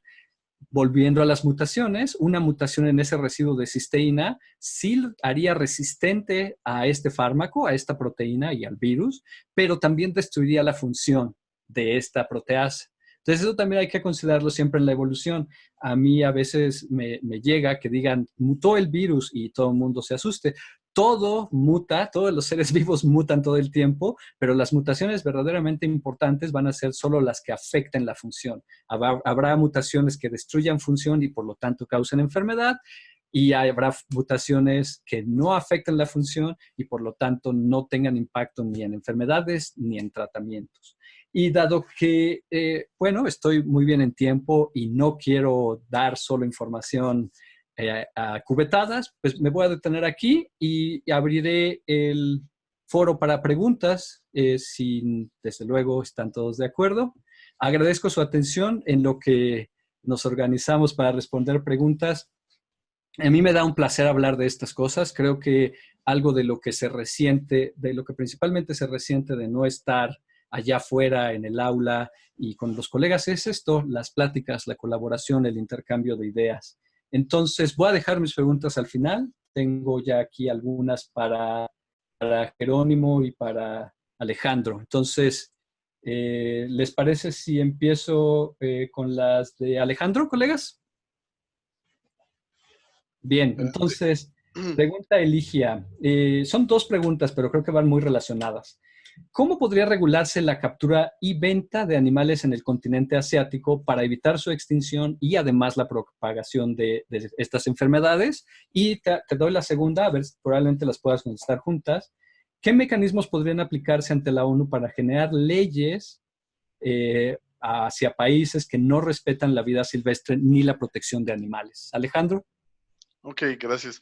Bueno, algo que me gustaría recalcar es que cuando vemos, por ejemplo, esas imágenes de los mercados asiáticos, lo primero en lo que pensamos es que es el mal manejo que hacen los países asiáticos de la fauna salvaje, ¿no?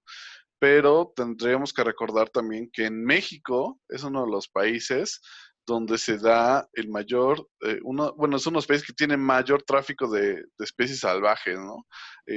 Tanto de captura como de traslado de estos animales desde Sudamérica hacia Estados Unidos y Canadá, ¿no? Entonces, sí hay que poner atención a lo que está sucediendo en Asia, pero también hay que poner atención muy importante a lo que está sucediendo en México, ¿no? Como dicen, no se puede criticar al vecino si tú no mantienes también tu casa, ¿no?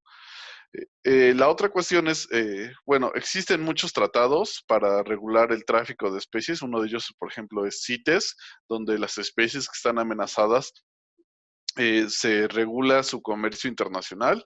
Los países, para el comercio doméstico, pues los países, al ser independientes, tienen que crear sus propias leyes para hacerlo, pero muchas veces esas leyes ya existen, o sea, el marco legal ya está, Lo que falta es como una implementación más exitosa.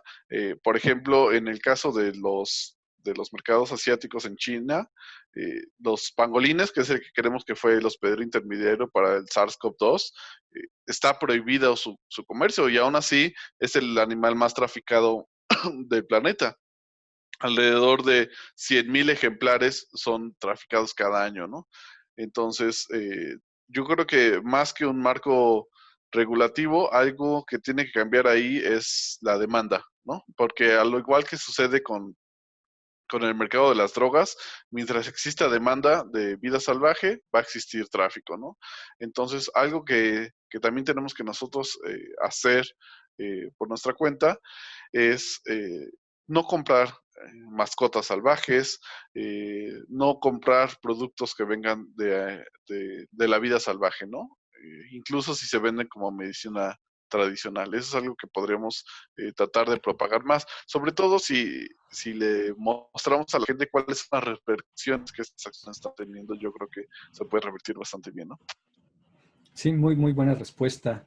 Le voy a pasar una pregunta al doctor, perdón, al maestro Jerónimo. Yo te doy el grado de doctor Jerónimo cuando gustes. Cuando se habla de divergencia evolutiva y se hace el uso de árboles filogenéticos, bueno, a lo mejor esta es más bien abierta, perdón, es que cita a Jerónimo. Cuando se hace el estudio de estructuras por microscopía o simulaciones moleculares, si hay convergencia de estas estructuras. Y esta sí podría ser más para Jerónimo. ¿Cómo se comienza a clasificar este tipo de organismos? Y dadas estas convergencias, si se podría utilizar esto para combatir enfermedades. Está algo difícil de entender. Pero, bueno, primero hagamos la correlación estructural y genética. Felipe, Jerónimo, ¿quisieran tomarla? Ya. Sí, Adelante, adelante, Jeros. ok. Bueno, ahí pues creo que es importante ahí caracterizar, hay dos tipos de similitudes, las homologías y las analogías. Cuando usamos el término convergencia estamos asumiendo que las similitudes no por tener un origen en común, sino por haber evolucionado en ambientes similares. Entonces, generalmente, cuando queremos hacer una filogenia, buscamos características homólogas que se basan en que las estructuras son similares por tener un origen en común. Y aquí hay algo muy importante que también es parte de esta revolución que ha dado la biología molecular al estudio de la evolución, es darnos cuenta que hay una transmisión, lo que se llama una transmisión horizontal de genes. Nosotros tenemos genes provenientes de bacterias y, por ejemplo, las plantas, aparte de estos mismos genes provenientes de bacterias, tienen genes provenientes de otro tipo de bacterias, las cianobacterias, que pues se integraron por vía del cloroplasto. Entonces, ahí, en realidad, los árboles filogenéticos no son tan así como un simple árbol, sino que más bien cuando empezamos a ver ese tipo de características, lo que vemos es como una red. Y pues se piensa que quizás una visión más real de la evolución no es un esquema de árbol, sino un esquema de una red. Y esto es mucho más notorio en los organismos como las bacterias, donde hay un intercambio increíble de materiales genéticos entre los diferentes grupos. Entonces, no sé si estoy respondiendo a la pregunta, pero la idea es que una visión ya más exacta de la evolución no es exactamente como un árbol, sino como una red. Felipe, ¿quisieras agregar algo? No, yo creo que lo que ha respondido el maestro Jerónimo está excelente. Y bueno, cuando haces la caracterización, el análisis por microscopía electrónica, no creo que exista ahí una convergencia, ¿no?, de estas entidades hacia otras. O sea, realmente lo que estás haciendo en el tratamiento de la muestra es fijarlas para mantener lo que es la estructura, pero de ahí no va a pasar a otra entidad, ¿no? Entonces, por microscopía no creo que haya esa convergencia. Muy bien, pues entonces pasemos a otra pregunta. Para el doctor Felipe, Perdón. ¿Los virus pueden ser absorbidos o adheridos a algún material en forma de nanopartículas? Si tendrás algún ejemplo de esta aplicación. Sí, por ejemplo, se están haciendo desarrollos para el tratamiento de estos virus, o sea, de lo que he leído, por ejemplo, nanopartículas de oro, dada la morfología o la estructura de estos coronavirus, pueden en un momento dado ser entidades que puedan absorber lo que es la estructura del coronavirus para en un momento dado, no sé, inocular o destruir lo que son estos virus. Entonces, existen tratamientos principalmente a base de nanopartículas, oro, es lo que he leído, que pueden dar pauta, ¿no?, a tratamientos para el COVID-19. Muy bien. Alejandro, te paso otra pregunta. ¿Los anticuerpos desarrollados por un hospedero que no desarrollan una enfermedad pueden ser extraídos y utilizados para atenuar infección en los humanos? Y por esta parte, presumo que se refiere a un hospedero animal. ¿Esto se podría utilizar en tratamiento? ¿Podrías responder eso, Alejandro? Sí, bueno, sí es posible usar anticuerpos de organismos parecidos a los humanos en tratamientos clínicos.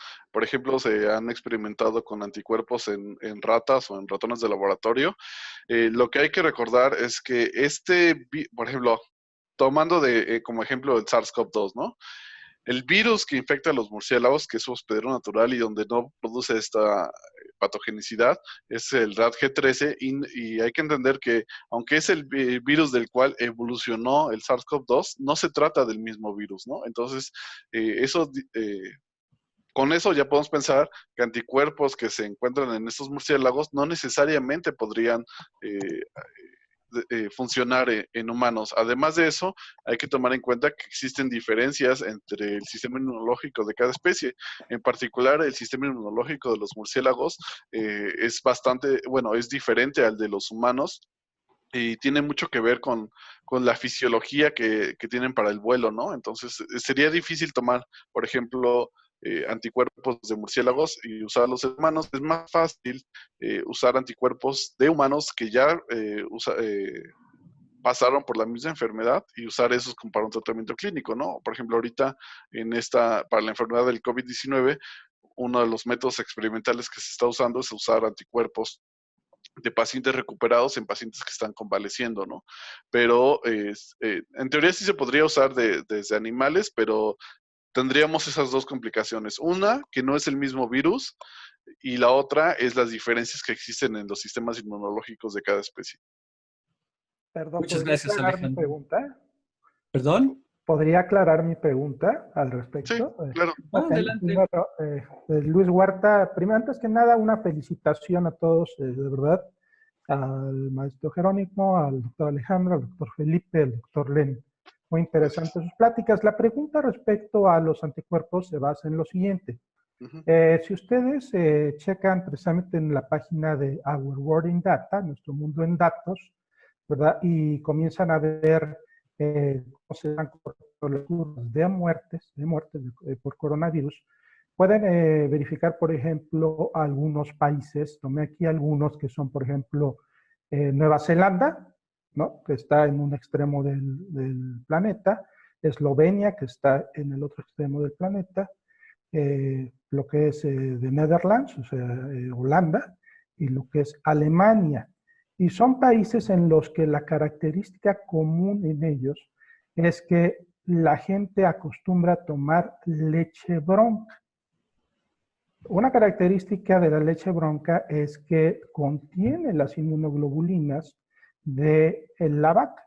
Y de hecho hay un extracto que es el factor de transferencia que se utiliza también como, pues es un suplemento para fortalecer las defensas. Yo los invito a que entren a esta página, chequen estos países, Eslovenia, Nueva Zelanda, de Netherlands y Alemania, igual, y vean ustedes las curvas.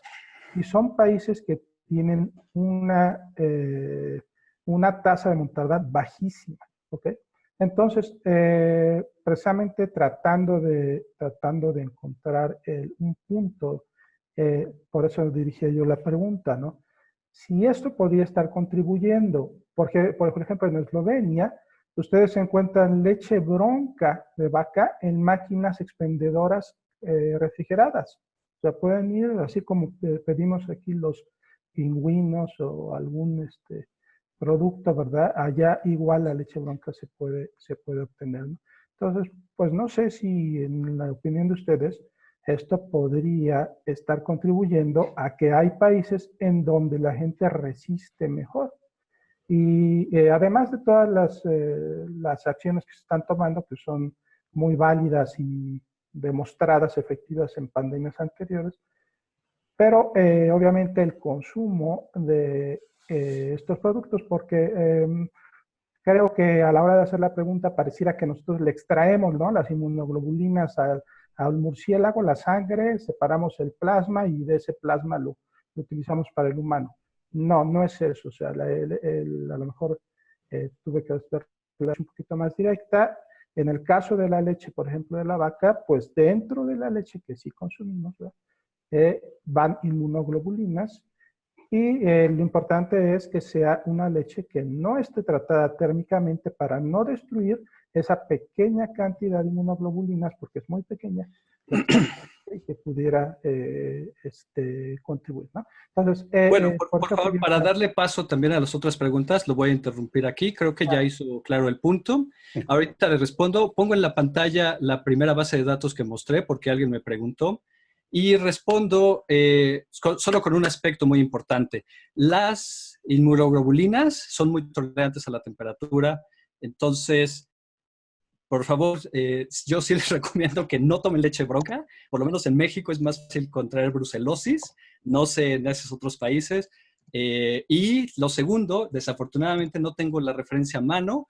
El factor de transferencia, la idea del factor de transferencia ya fue refutada desde 1974. Entonces, creo que lo que podemos especular, no siendo inmunólogos, ya lo hizo el doctor Alejandro Arias. Y le doy parte a otras preguntas, por favor. Para Jerónimo, tengo dos. ¿Cuál es, bueno, una muy, muy buena? ¿Cuál es la ventaja o desventaja de hacer un estudio de filogenia usando secuencias proteicas contra usar genoma, material genético? Jerónimo. Sí, bueno, ahí la ventaja principal es que pues es mucho más barato, mucho más fácil, más directo hacer estos estudios, ¿no? Cuando ahí pues lo ideal pues sería tener todos los datos genómicos, pero muchas veces se puede hacer algunas inferencias simplemente utilizando datos de las proteínas. Algunos ejemplos que se han hecho para esto es usarlas para caracterizar las diferentes variedades de maíz que tenemos en el país. Creo que el nivel de resolución es apropiado, se pueden caracterizar comunidades diferentes utilizando ciertas proteínas. Muy bien. Tengo otra relacionada, bueno, relativamente relacionada a Jerónimo. Y esta es una que a lo mejor todos podemos abordar. Y la pregunta a grandes rasgos es, ¿el SARS-CoV-2 es natural o hecho en laboratorio? La pregunta la basan en el que erróneamente le asignaban actividad de corrección del acopiado de la secuencia a la polimerasa. Los coronavirus tienen una excusa de la transcriptasa reversa. Pero, por favor, colegas, ¿qué contestarían? Bueno, en realidad la pregunta me la plantean a mí, pero creo que se sale un poco ya de mi área de conocimiento. Lo que Pero podría yo diría decir que es no, que... pero porque los árboles filogenéticos justamente podrían encontrar o discernir si algo no se parece a donde debería pertenecer en una filogenia, Sí, ¿no? Por ejemplo, si alineáramos mioglobina contra citocromo, como mostraste, tienen la misma estructura, pero la secuencia es completamente distinta. Ok, sí, el punto es ese, ¿no? De un poco regresando a lo que presentaba en el diagrama de la filogenia del caballo, el humano y el mono rhesus. Hay posibles explicaciones, pero hasta donde sé, el consenso es que pues, las explicaciones más sencillas son aquellas que se basan en un origen sin manipulación genética. Es hasta donde he llegado a entender estos detalles de evolución molecular del COVID. que sería la explicación más sencilla, que no se requiere una intervención. Sí, ¿no? La máxima parsimonía, ¿no? Alejandro, Sí. ¿tú quisieras contribuir? Creo que es una pregunta importante que surge en varios foros todo el tiempo.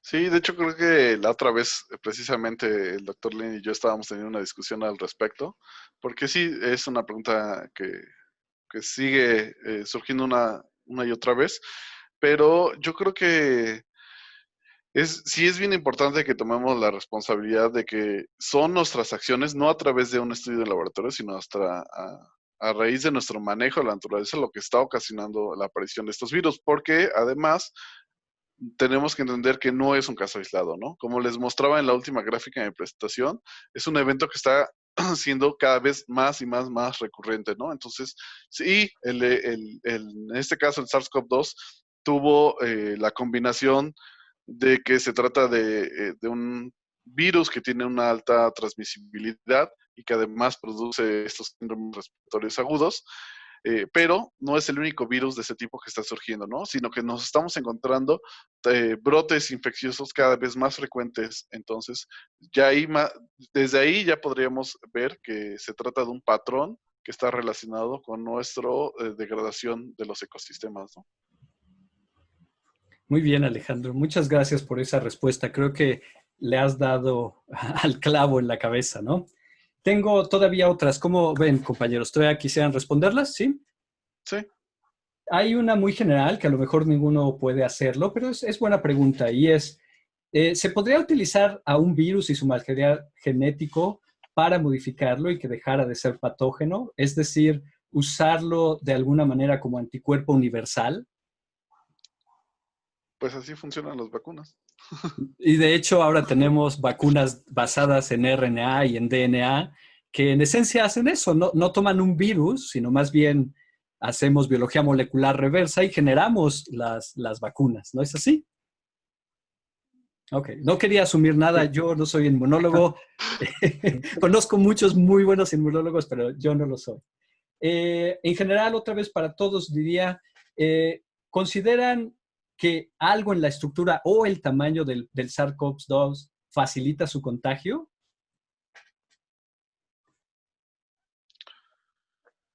Yo Bueno, diría que no, pero digo, es grande para virus en realidad, es más grande que chikungunya e influenza, que también son virus de envoltura, también son de RNA. Creo que más bien tiene muchas cosas en común con muchos otros virus que se transmiten fácilmente.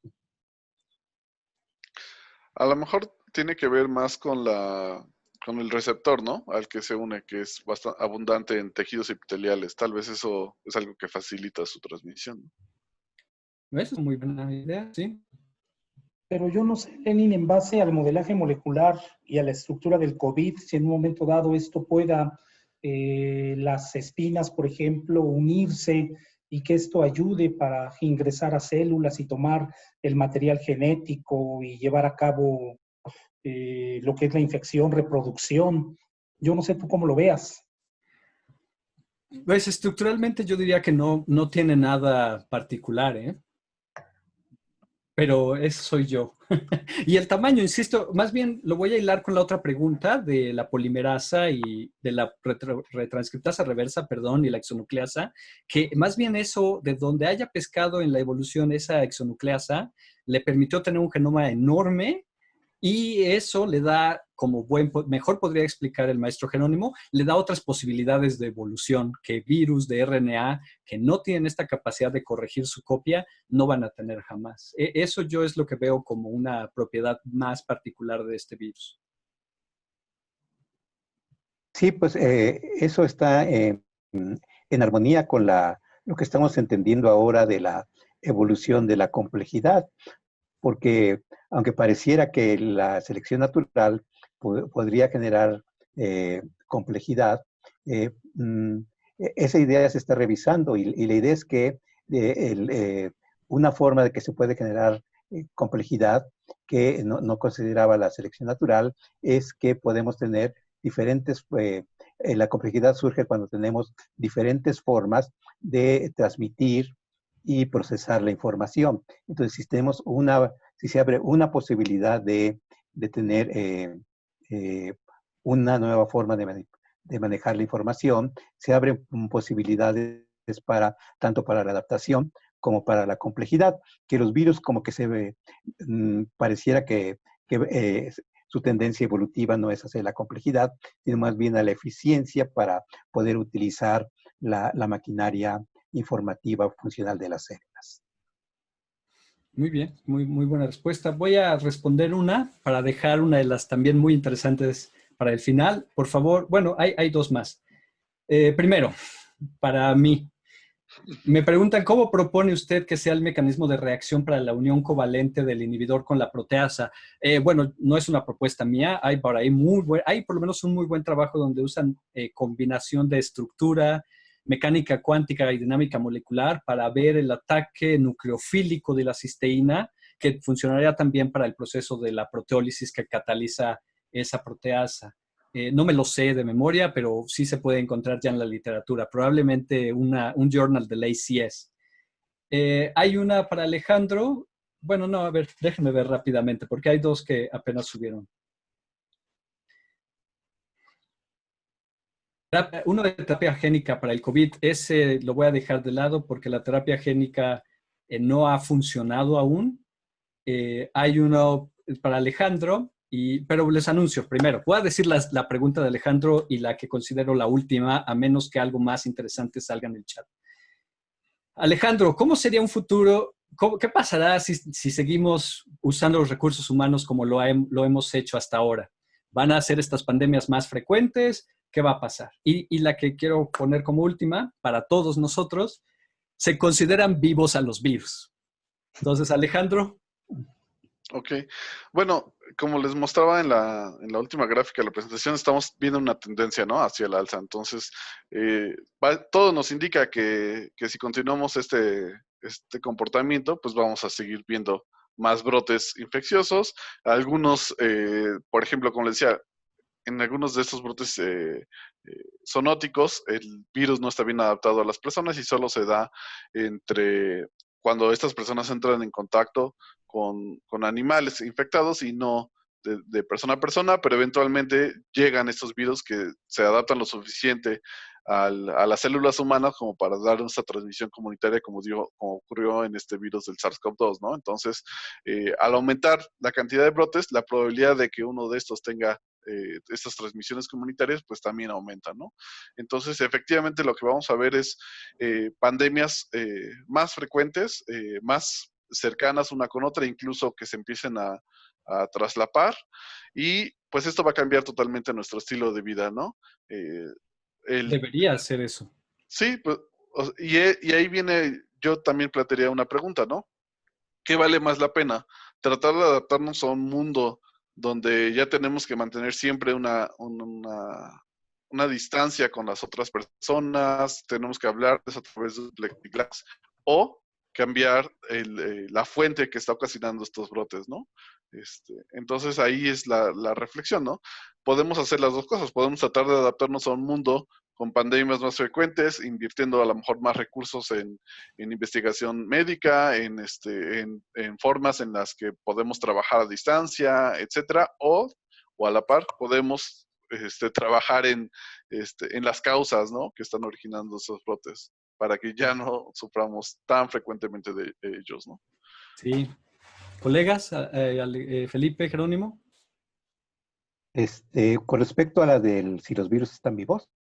Ok, antes de que empieces, voy a compartir, porque sí me parece muy importante hacer esto, una de las notas donde se revela que el descubrimiento original del factor de transferencia era un caso de falsificación de datos. Creo que es importante eso, como reconocer la investigación científica.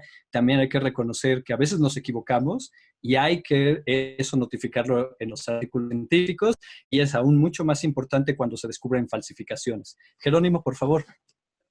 Bueno, pues esa pregunta, si los virus están vivos, pues la podríamos contestar simplemente diciendo, dependiendo de la definición.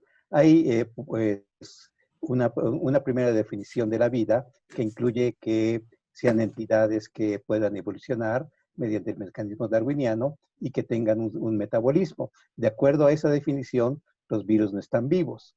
También hay otras definiciones de la vida que implican que las entidades puedan ser situadas dentro de este árbol filogenético, que como vimos los virus no pueden ser situadas dentro de ese árbol, ese gran árbol filogenético. Entonces, pues, de acuerdo a ese criterio, los virus no están vivos. Y pues existe también una definición de la vida que incluiría pues todas aquellas entidades que puedan evolucionar. Ahí obviamente los virus serían considerados organismos vivos, pero también otras entidades como los memes, la cultura, son también entidades que pueden evolucionar mediante procesos darwinianos. Entonces, dependiendo de a qué definición, pues podríamos tener diferentes ideas de que si los virus están vivos. Yo creo que a veces nos parece un poco chocante que decir que los virus están vivos, porque nosotros tenemos como una idea intuitiva de lo que es la vida y pensar que, como decía Dawkins, pues la vida es simplemente el estar copiando información que está contenida en moléculas, que se aplicaría también para nosotros. Como que eso no nos gusta pensar que la vida es simplemente eso. Entonces,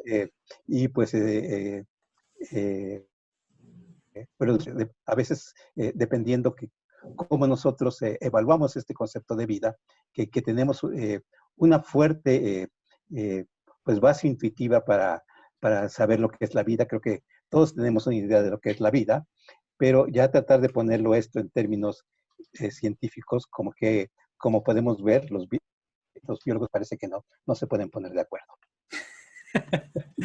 Pues sí, yo, si me permiten, Alejandro, Felipe, no sé si quieran contribuir. Yo he dado clases de biología con este libro y me pueden decir que estoy loco porque es un libro de astronomía, pero tiene una sección muy interesante al final que hila el origen del universo, con el origen de la vida, y hace énfasis en la idea de que para considerar algo vivo hay que considerarlo con un sistema con varias características. Y eso me gusta, es una serie de definiciones que uso en las clases de biología celular. Y para hacerles la historia corta, no están vivos, pero pueden llegar a poseer características cuando infectan o cuando están dentro de otro ser vivo.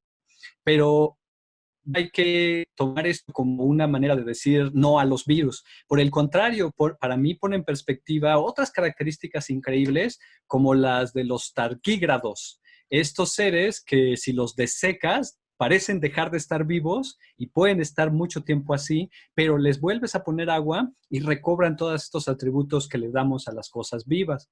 De tal manera que cuando están secos pueden sobrevivir el vacío, el espacio, radiación, pero no cuando están hidratados. Y a eso da origen a un concepto también muy emocionante, criptobiología, que bueno, es una historia muy interesante y probablemente Alejandro sepa más de eso que yo. Alejandro, ¿quieres comentar sobre los virus o de la criptobiología, lo que prefieras? Bueno, algo que me gustaría nada más dejar es que realmente hay muchísimos virus afuera y sabemos todavía muy poco. Hemos estudiado una pequeña fracción de todos ellos, pero también hay que entender que no todos los virus son malos, sino que también tienen un rol ecológico bien importante. De hecho, de los virus que conocemos, la mayor parte infectan bacterias. Entonces, si no tuviéramos virus, las poblaciones de bacterias se dispararían y entonces tendríamos infecciones bacterianas constantes, ¿no? Entonces, ese es uno de los roles ecológicos más importantes de los virus, pero como les decía, todavía no conocemos ni una pequeña fracción de todos los virus que están allá afuera, ¿no? Me gusta que lo pongas en esa perspectiva ecológica. Muy, muy bien hecho. Felipe, ¿quisieras comentar algo más? No, pues yo estoy de acuerdo con la definición que nos expuso Jerónimo. O sea, para mí son entidades no vivas que obviamente necesitan, en este caso del coronavirus, por ejemplo, de un huésped, ¿no? Para poderse seguir reproduciendo. Entonces, pues por lo que me pude informar de los virus, pues son entidades no vivas, ¿no? Voy a mostrar otra vez el libro, me piden que lo muestre. Michael Wolfson, Time, Space, Stars and Man. Debería ser Humans porque hay que ser incluyentes, ¿no? De acuerdo. Pero es muy buen libro de cosmología y, insisto, hace casi la misma comparación de que la historia del universo tiene muy poco que ver con el hombre, No sé si alcanzan a ver el grosor del libro. Lo que estoy separando es lo único que habla del hombre. El resto es de estrellas y el espacio. Y eso tiene sentido. Somos una mota flotando en el espacio. Pues creo que hemos cubierto la gran mayoría de las preguntas. Hay algunas otras pues, que pueden ser interesantes, pero ya pasamos el tiempo del webinar. ¿Qué dicen, colegas? ¿Quisieran contestar 2 más y ya? Pues yo lo haría por respeto a la audiencia, ¿no? O sea, estaba programado hasta 12:30 y no sé si tengan otras actividades. Bueno, eso es cierto. Vamos a tomarlas. Desde luego, les agradecemos su asistencia. Ha sido un placer platicar con ustedes, los que han hecho preguntas, con mis colegas y compartir esta información. Entonces, ¿se han apreciado virus en el espacio u otro planeta? Y la última, ¿qué bases de datos, lenguajes de programación y librerías para trabajar con la expresión de genes del coronavirus? ¿Quién quiere participar? ¿Jerónimo, Alejandro? Pues con primero de la existencia de virus en el espacio, pues a donde yo sé no hay ninguna evidencia.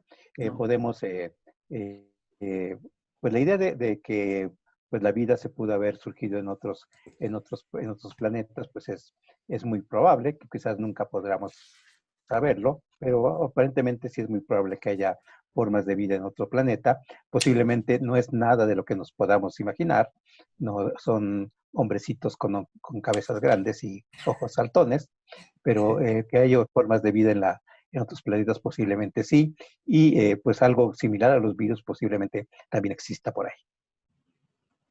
Bien dicho. Y lenguajes de programación, pues no hay uno único. Creo que el lenguaje de programación que todos quisiéramos aprender es no solo cómo se traduce el código genético, sino cómo la información de los diferentes genomas se traduce en el desarrollo de los organismos. Eso es lo que no sabemos. Lo que a veces se mal llama materia oscura es solo nuestra ignorancia. Ahorita podemos leer las letras, pero no entendemos la puntuación, nada de eso, nada de los detalles, a menos que Alejandro quiera discrepar. No, pero quería comentar sobre otra pregunta. Sí, sí. Bueno, preguntaban por ahí sobre los antibióticos y algo, a lo mejor, algo que bien importante que me gustaría remarcar ahí es que básicamente estamos creando una bomba que en algún momento va a explotar y es con respecto al el uso de antibióticos y antivirales en ganado, ¿no?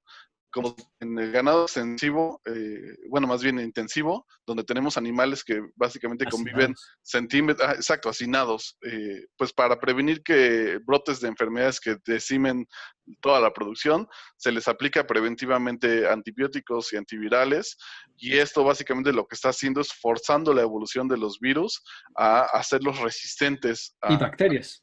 Sí, virus y bacterias, hacerlos resistentes a esos medicamentos. Entonces, eventualmente, cuando se dé un brote zoonótico de uno de esos virus super resistentes o bacterias, pues vamos a tener un problema bien grande porque no vamos a tener con qué combatir esa enfermedad, ¿no? Entonces, básicamente es un problema que nosotros mismos estamos creando y en algún momento nos va a explotar. En efecto. Pues bueno, entonces finalicemos. Muchas gracias a todos. Sí, en efecto, se grabó este webinar y estará disponible, me parece que en el YouTube de la universidad, o por lo menos en el archivo histórico. Le agradezco al doctor Alejandro Arias, al doctor Felipe Córdoba, al maestro Jerónimo García, no solo por haber estado aquí, sino por ser tan partícipes y buenos colegas en la universidad. Muchas gracias. Espero verlos pronto. Bueno, cuidémonos mientras eso no pueda ocurrir. Y que tengan un buen fin de semana. Gracias a todos. Gracias a todos. Buena tarde. Provecho. Buena tarde a todos.